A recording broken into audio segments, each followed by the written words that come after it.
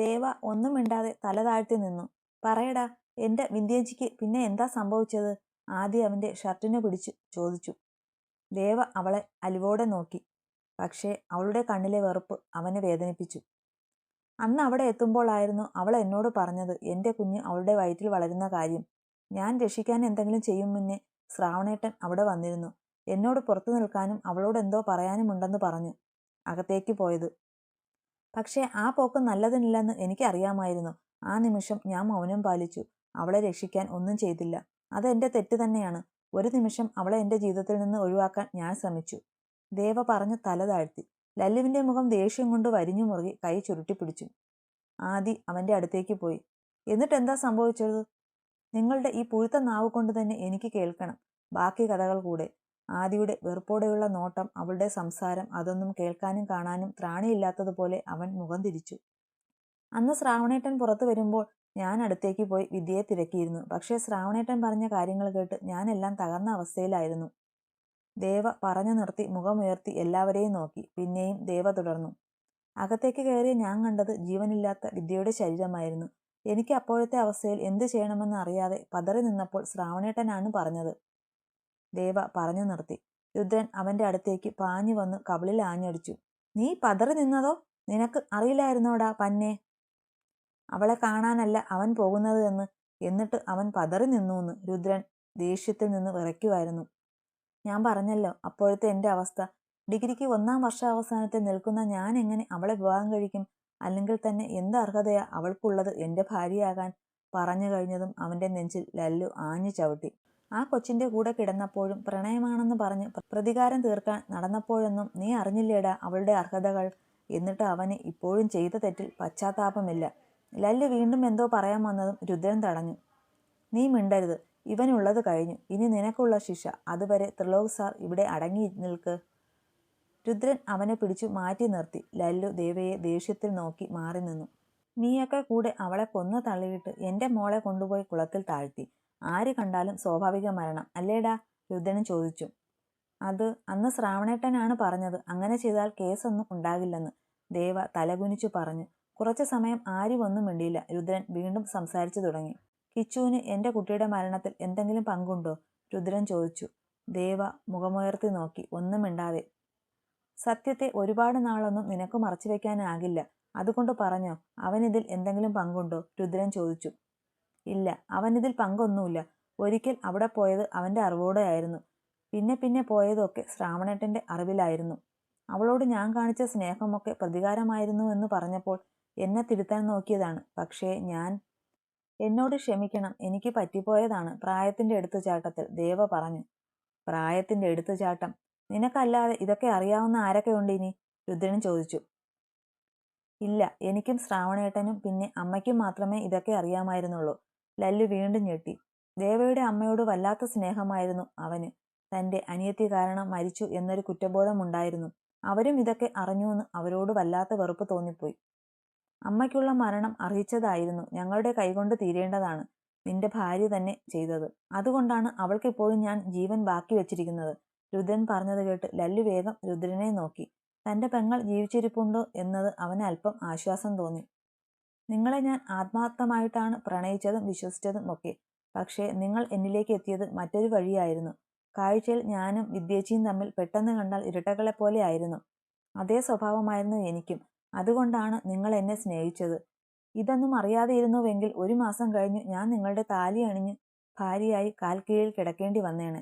ആദി വെറുപ്പോടെ അവന്റെ മുഖത്തേക്ക് നോക്കി പറഞ്ഞു. ഇനി ഇതൊക്കെ ഞാൻ എപ്പോ അറിഞ്ഞുവെന്നല്ലേ? അന്ന് നിങ്ങൾ എന്നെ എന്റെ വീട്ടിൽ അവസാനം വന്ന് കണ്ടത് ഓർക്കുന്നോ? അന്നാണ്, ആ രാത്രിയാണ് രുദ്രേട്ടൻ എന്നെ വിളിച്ച് വിവരങ്ങൾ പറഞ്ഞത്. പക്ഷേ അപ്പോഴും ഞാൻ വിശ്വസിച്ചില്ല പൂർണ്ണമായി. എന്തിന്? ഇപ്പോ നിങ്ങളുടെ നാവ് കൊണ്ട് സത്യങ്ങൾ പറയുന്നത് വരെ രുദ്രേട്ടൻ പറഞ്ഞതിലൊക്കെ എനിക്ക് സംശയമായിരുന്നു. ഒരിക്കലും നിങ്ങളുടെ മനസ്സിൽ ഇങ്ങനെയൊരു കൊലയാളി ഉള്ളത് ഞാൻ അറിഞ്ഞില്ല. ഇനിയും നിങ്ങൾ കുറച്ചു കാര്യങ്ങൾ അറിയാനുണ്ട്. അത് കഴിഞ്ഞ് നിങ്ങൾ പോകും വിദ്യേച്ചി പോയ അതേ സ്ഥലത്തേക്ക്. ആദി പകയോടെ പറഞ്ഞു. ആദി, രുക്കു, അവളെവിടെ? ലല്ലു ചോദിച്ചു. ഓ, ആങ്ങളയ്ക്ക് ഇപ്പോൾ അനിയത്തി എവിടെ ഉണ്ടെന്ന് അറിയണം. ഇതുവരെ ഭാര്യ മാത്രം മതിയായിരുന്നല്ലോ. ആദി പുച്ഛത്തിൽ പറഞ്ഞു. ആദി പ്ലീസ്, അവൾ ഒരു തെറ്റും ചെയ്തിട്ടില്ല. ഇവനെ സ്നേഹിച്ചു. ആ തെറ്റല്ലേ ഇവൾ ചെയ്തത്? അതിന് നിങ്ങൾ അവളെ കൊല്ലാതെ കൊന്നു. ഇനിയെങ്കിലും അവളെ വിട്ടു തന്നൂടെ? ലല്ലു രുദ്രനെയും ആദിയെയും മാറി മാറി നോക്കി ചോദിച്ചു. തരാം, പക്ഷേ ഒരു കാര്യം. ആദി എന്താ പറയാൻ പോകുന്നത് എന്നറിയാൻ ആകാംക്ഷയോടെ ലല്ലു അവളെ നോക്കി. രുക്കുവിനെ ഞാൻ തിരിച്ചു ജീവനോടെ തരാം. പകരം എനിക്ക് ഇവൻ കൊണ്ടുപോയ വിദ്യേച്ചിയുടെ ജീവൻ തിരിച്ചു തരുമോ? ആദിയുടെ ചോദ്യത്തിന് ലല്ലുവിന് ഉത്തരമില്ലായിരുന്നു.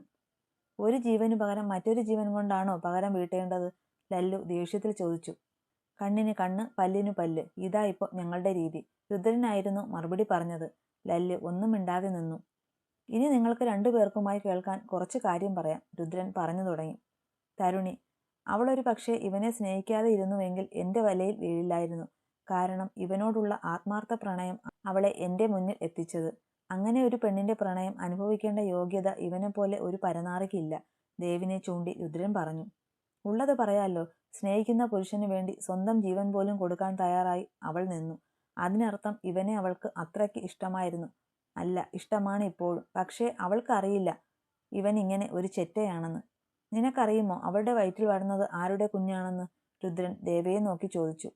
എൻ്റെ കുഞ്ഞായിരുന്നു അവളുടെ വയറ്റിൽ വളർന്നത്. എൻ്റെ ഒപ്പം കിടക്ക പങ്കിടാൻ അവൾ നിന്നില്ല. അന്ന് അവൾ നിന്നോട് പറഞ്ഞില്ലേ അവൾ ശരീരം കൊണ്ട് പതിവ്രതയാണെന്ന്? അത് സത്യം തന്നെയായിരുന്നു. അവളൊരു സറോഗേറ്റ് മദറായിരുന്നു. എൻ്റെ കുഞ്ഞിനെ ചുമക്കാൻ ഞാൻ വാങ്ങിയ ഒരു വാടക ഗർഭപാത്രത്തിനുടമ. ലല്ലു ഞെട്ടി. തൻ്റെ പെങ്ങളെ താൻ വരെ ഒരു മോശം പെൺകുട്ടിയായി ചിത്രീകരിച്ചു. ഈ നാടകത്തിന്റെ അന്ത്യം ഉടനെ ഒന്നും ഉണ്ടാകില്ലായിരുന്നു. ഒരു 6 മാസം വരെ പോയേനെ. അല്ല, ഒരുപാട് നാൾ പോയേനെ. നിന്റെ തള്ള, ആ വൃത്തികെട്ട സ്ത്രീ എല്ലാം കേട്ടു.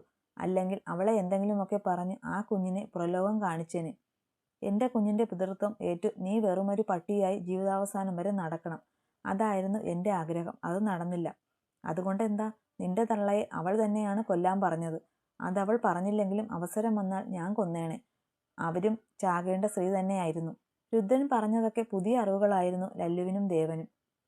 രുദ്ര, നിന്റെ പകയും പ്രതികാരവും എന്നോടെന്തിനാ? ഞാൻ അറിഞ്ഞുകൊണ്ട് നിന്നോട് എന്ത് തെറ്റാ ചെയ്തത്?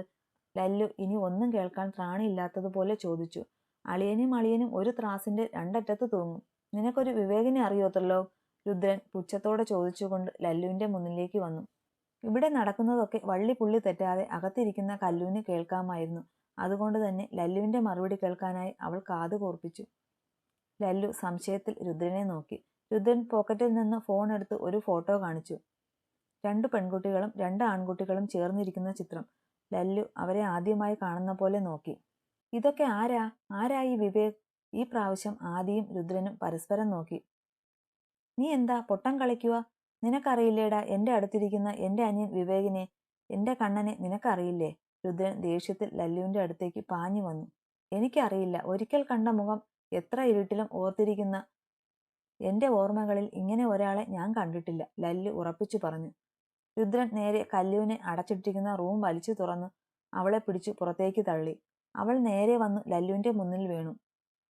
അവൻ അവളെ വേഗം പിടിച്ചെണീപ്പിച്ചു വായിലെ കെട്ട് അഴിച്ചു മാറ്റി. പെട്ടെന്ന് രുദ്രൻ ഗൺ കല്ലുവിന്റെ നേരെ പോയിന്റ് ചെയ്തു. വേണ്ട രുദ്ര, നിന്റെ പ്രതികാരം നിനക്ക് എന്നോട് തീർക്കാം, ഞാൻ പറഞ്ഞു. പിന്നെ നീ ഈ പറയുന്ന വിവേക് എൻ്റെ മുന്നിൽ വന്നിട്ടില്ല ഇതുവരെ. നിനക്കെന്തോ തെറ്റിദ്ധാരണ ഉണ്ട്, അതാണ് നീ ഇങ്ങനെ. ലല്ലു കല്ലുവിനെ നെഞ്ചോട് ചേർത്ത് പറഞ്ഞു. ഇല്ല, നീ എൻ്റെ മുന്നിൽ അഭിനയിക്കുക. ഈ പേപ്പർ നീ ഒപ്പിട്ടതല്ലേ? നോക്കടാ, ഇത് നീ തന്നെയല്ലേ ഒപ്പിട്ട് അയച്ചത് എൻ്റെ അനിയനെ അറസ്റ്റ് ചെയ്ത് റിമാൻഡ് ചെയ്യാൻ? രുദ്രൻ ലല്ലുവിന് നേരെ വലിച്ചെറിഞ്ഞ പേപ്പർ കയ്യിലെടുത്തു. അവനത് വായിച്ചു നോക്കി. മയക്കുമരുന്ന് കേസിൽ ഒരു 20-കാരനെതിരെ തന്റെ സൈൻ അടങ്ങിയ വാറന്റ് നോട്ടീസ്. ലല്ലു രുദ്രന്റെ അടുത്തേക്ക് പോയി. ഈ സൈൻ എന്റെയാണ് രുദ്ര, പക്ഷേ ഇത് ഇട്ടത് ഞാനല്ല. ഇതിൽ കിടക്കുന്ന ഈ ദിവസം ഞാൻ ഡൽഹിയിലായിരുന്നു. എന്റെ അഭാവത്തിൽ ആരോ ചെയ്തതാണ്. നിനക്ക് വേണേൽ വിശ്വസിക്കാം, അല്ലെങ്കിൽ തള്ളിക്കളയാം. തല പോകുന്ന കാര്യമാണെങ്കിലും കള്ളം പറഞ്ഞു ജയിക്കാൻ ഞാൻ നോക്കില്ല, ലല്ലു പറഞ്ഞു. ആദിയും കല്ലുവും രുദ്രനെ നോക്കി. രുദ്രൻ ടേബിൾ ആഞ്ഞടിച്ചുകൊണ്ട് താഴെ തലതാഴ്ത്തിയിരിക്കുന്ന ദേവയെ നോക്കി. അവന്റെ മുഖത്ത് എന്തോ ഒരു കള്ളം ഒളിക്കാൻ ശ്രമിക്കുന്ന വെപ്രാളം രുദ്രൻ കണ്ടു. ഇതേ സമയം തന്നെയാണ് ലല്ലുവും അവനെ ശ്രദ്ധിച്ചത്. പെട്ടെന്ന് ദേവ അടുത്ത് കിടന്ന ഒരു തടി കഷ്ണം കയ്യിലെടുത്തു. രുദ്രന്റെ കയ്യിൽ നിന്ന് ഗൺ തട്ടി താഴെ ഇട്ടിട്ട് അത് സ്വന്തം കയ്യിലാക്കി രുദ്രന് നേരെ തിരിഞ്ഞു. നീ എന്താടാ എന്നെക്കുറിച്ച് കരുതിയേ? നീ എന്റെ പിന്നാലെയാണെന്ന് അറിഞ്ഞപ്പോൾ തന്നെ എനിക്ക് ഉറപ്പായിരുന്നു വിദ്യയുടെ ആരെങ്കിലുമാകും നീ എന്ന്. ചത്തവൾ ചത്തു തുലഞ്ഞു. നീ അതിന് പ്രതികാരം തീർക്കാൻ എന്റെ ജീവിതം തന്നെ നശിപ്പിച്ചു. എന്റെ ഭാര്യ, എന്റെ അമ്മ, ശ്രാവണേട്ടൻ, എല്ലാവരെയും നീ നശിപ്പിച്ചു. പക്ഷേ ഒരു തെറ്റ് നിനക്ക് പറ്റി. ഒരേ ഒരു തെറ്റ്, ദേവ ചിരിയോടെ പറഞ്ഞു. അവനെ എൻ്റെ ഈ കൈകൊണ്ടാണ് ഞാൻ. ദേവന്റെ ആ ഭാവം എല്ലാവരും ആദ്യമായി കാണുമായിരുന്നു. രുദ്രനും ആദിയും പരസ്പരം മനസ്സിലാക്കാതെ നോക്കി. മനസ്സിലായില്ല അല്ലേ? അവൻ നിന്റെ അനിയൻ വിവേക്. അവന് എന്നെക്കുറിച്ച് വ്യക്തമായി അറിയാമായിരുന്നു. നിന്റെ അനിയത്തി, അവളെല്ലാം അവനോട് പറഞ്ഞു. കാരണം വീണ, വിവേക്, വിദ്യ 3 പേരും ഒരേ സമയം പുറലോകം കണ്ടവരാണ്. അതിൽ വിദ്യയ്ക്ക് പ്രിയം വിവേകിനോട്, വീണയ്ക്ക് നിന്നോട്. ദേവ വല്ലാത്ത ഭാവത്തിൽ ചിരിയോടെ പറഞ്ഞു. രുദ്രൻ ദേഷ്യത്തിൽ അവൻ്റെ അടുത്തേക്ക് പാഞ്ഞതും അവൻ രുദ്രൻ്റെ കാലിൽ ഷൂട്ട് ചെയ്തു.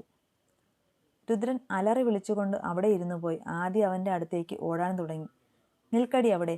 ദേവയുടെ വിളിയിൽ അവൾ വിറച്ചുപോയി. നിനക്ക് കഥ മുഴുവൻ കേൾക്കേണ്ടേ? നിനക്കറിയണ്ടേ അവൻ എങ്ങനെ കേസിൽപ്പെട്ടു? എൻ്റെ അളിയൻ്റെ ഒപ്പ് എങ്ങനെ മിസ്സായി? എല്ലാം അറിയണ്ടേ? ദേവ നടന്നു വന്ന് അവളുടെ കഴുത്തിൽ ചുറ്റി മുറുകെ പിടിച്ചു. അവനോട് ചേർത്ത് നിർത്തി ചോദിച്ചു, വിട്, എന്നെ വിടാൻ. ആദ്യം അവൻ്റെ കയ്യിൽ നിന്ന് രക്ഷപ്പെട്ടു പോകാൻ ശ്രമിച്ചു. രുദ്രൻ താഴെ കിടന്ന് വേദന കൊണ്ട് പിടയുന്നുണ്ട്. കല്ലു ലല്ലുവിൻ്റെ മുഖത്തേക്ക് നോക്കി. അവൻ അവളെ കണ്ണ് ചിമ്മിക്കാട്ടി. നിന്നെ ഞാൻ ഒരിക്കൽ വിട്ടതാണല്ലോ. അന്ന് നീ പോയില്ല. ഇനി നീ എങ്ങോട്ടും പോകുന്നില്ല. നിനക്ക് നിന്റെ വിവേക് മരിച്ചത് എങ്ങനെയെന്ന് അറിയണ്ടേ? ദേവ അവളുടെ കഴുത്തിലേക്ക് മുഖമമർത്തിക്കൊണ്ട് ചോദിച്ചു. അതോടെ ആദി അടങ്ങി. കണ്ണേട്ടൻ എങ്ങനെയാ മരിച്ചത്? ആദി അവൻ്റെ കയ്യിൽ അടങ്ങി നിന്ന് ചോദിച്ചു. അവൻ അന്ന് നിന്റെ വിദ്യേച്ചി മരിച്ചു 2 ദിവസം കഴിഞ്ഞു എന്നെ കാണാൻ വന്നു. അവൻ്റെ ചേച്ചിക്ക് എന്താ പറ്റിയത്, ആരാ കൊന്നത്, ഇതൊക്കെ ആയിരുന്നു അവനെ അറിയേണ്ടത്. അവനോട് ഞാൻ അന്ന് എനിക്ക് അതിനെക്കുറിച്ച് ഒന്നും അറിയില്ല, അവൾ കാൽ വഴുതി വീണതാകുമെന്ന് പറഞ്ഞ് അയച്ചു. പക്ഷേ ദേവ ഒന്ന് പറഞ്ഞു നിർത്തി. പിന്നെ ആദിയെ ഒന്നുകൂടെ അവനോട് ചേർത്ത് പിടിച്ചു. അവൻ എന്നെ വീണ്ടും കാണാൻ വന്നു. അന്ന് എൻ്റെ ഒപ്പം ശ്രാവണേട്ടൻ ഉണ്ടായിരുന്നു. ഞങ്ങളുടെ സംസാരം അവൻ കേട്ടു എന്നത് ഞങ്ങൾക്ക് വ്യക്തമായിരുന്നു. അതുകൊണ്ടാണ് അന്ന് പോലീസ് റെയ്ഡ് അവൻ്റെ വീട്ടിൽ പെട്ടെന്ന് നടന്നത്. ഒന്നും ചെയ്യാത്ത അവൻ മയക്കുമരുന്ന് കേസിൽ അകത്തായതും. ദേവ വല്ലാത്ത ചിരിയോടെ പറഞ്ഞു. ആദിയുടെ കണ്ണ് നിറഞ്ഞൊഴുകി. അവൻ പുറത്തു വന്നാൽ എന്നെ എന്തെങ്കിലും ചെയ്യുമെന്ന് എനിക്കറിയാം. അതുകൊണ്ട് തന്നെയാണ് അവനെ റിമാൻഡ് ചെയ്യാൻ എൻ്റെ അളിയൻ്റെ കള്ള ഒപ്പ് ശ്രാവണേട്ടൻ ഇട്ടതും അവനെ 14 ദിവസം ജയിലിലാക്കിയതും. ദേവ പറഞ്ഞുകൊണ്ട് പൊട്ടിച്ചിരിച്ചു. ഇതുവരെ കാണാത്തവൻ്റെ പുതിയ ഭാവമാറ്റം എല്ലാവരെയും ഞെട്ടിച്ചു.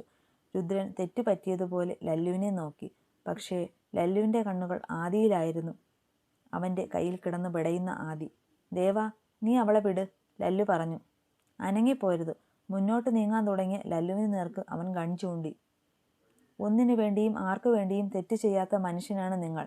അപ്പോൾ പിന്നെ ഇത്രയും തെറ്റ് ചെയ്ത എന്നെ നിങ്ങൾ രക്ഷിക്കില്ലെന്ന് എനിക്കറിയാം. ഞാൻ കഥ പറഞ്ഞു തീർന്നില്ല. ആദ്യം അത് കഴിയട്ടെ, പിന്നെ ബാക്കി. അല്ലേ ആദി? അവളെ നെഞ്ചോട് ചേർത്ത് വീണ്ടും പറഞ്ഞു.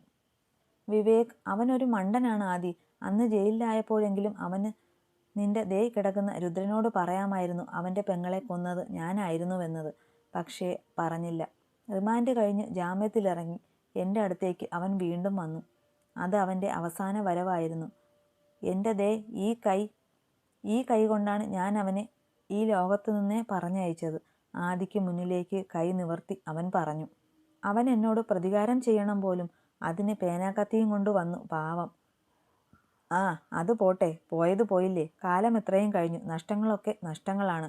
എന്നിട്ട് നീയും ഇവനും എന്തിനാ പ്രതികാരമെന്ന് പറഞ്ഞ് എൻ്റെ പിന്നാലെ വന്നത്? ആ വിദ്യ, അവൾ ചാകേണ്ടവളായിരുന്നു ആദി. എൻ്റെ കവളിൽ ആഞ്ഞടിച്ചു, അതും അത്രയും ആളുകൾ നോക്കി നിൽക്കെ. എനിക്കത് സഹിക്കുമോ?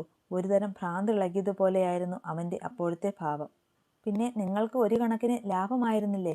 അവളെ കെട്ടിക്കേണ്ട ചെലവ് ലാഭം, മറ്റവൻ്റെ പഠിത്തം ലാഭം. പക്ഷേ നിങ്ങളത് മനസ്സിലാക്കിയില്ല, ദേവ ചിരിയോടെ പറഞ്ഞു. ആദിയെ വീണ്ടും വീണ്ടും മുറുകെ പിടിച്ചു അവനോട് ചേർത്ത് നിർത്തി. രുദ്രൻ പതിയെ എണീറ്റു. ലല്ലുവിന് ഒന്നും ചെയ്യാൻ പറ്റാത്ത വിധം ദേവൻ്റെ മുന്നിലായി നിൽക്കുമായിരുന്നു. താൻ ഒന്നനങ്ങിയാൽ അവൻ ഷൂട്ട് ചെയ്യും. പക്ഷേ പെട്ടെന്ന് രുദ്രൻ്റെയും ലല്ലുവിൻ്റെയും കല്ലുവിൻ്റെയും കണ്ണുകൾ രുദ്രന് പിന്നിലായി പതിഞ്ഞു. ആദിയെ മുറുകെ പിടിച്ചു നിന്ന ദേവ അത് ശ്രദ്ധിച്ചു. അവൻ പുറകിലേക്ക് തിരിഞ്ഞു നോക്കാൻ തുടങ്ങിയതും അവൻ്റെ വയറിൻ്റെ ഇടത്തെ സൈഡിലായി കത്തി ആഴ്ന്നിറങ്ങി. ദേവ ആദിയുടെ മേലുള്ള പിടിവിട്ടു. ഗൺ താഴെ വീണു. അവൻ ആ മുറിവിൽ അമർത്തി പിടിച്ചു. അവിടെ ഒരു കത്തിയിരുന്നത് അവൻ്റെ കണ്ണിൽപ്പെട്ടു. അത് കയ്യിലെടുത്തു. തന്നെ കുത്തിയത് ആരാണ് എന്ന് നോക്കാൻ തിരിഞ്ഞതും എന്തോ ഒന്ന് ശക്തമായി ദേവയുടെ മുഖത്തു പതിഞ്ഞു. അവൻ ബോധം മറഞ്ഞു താഴേക്ക് വീണു.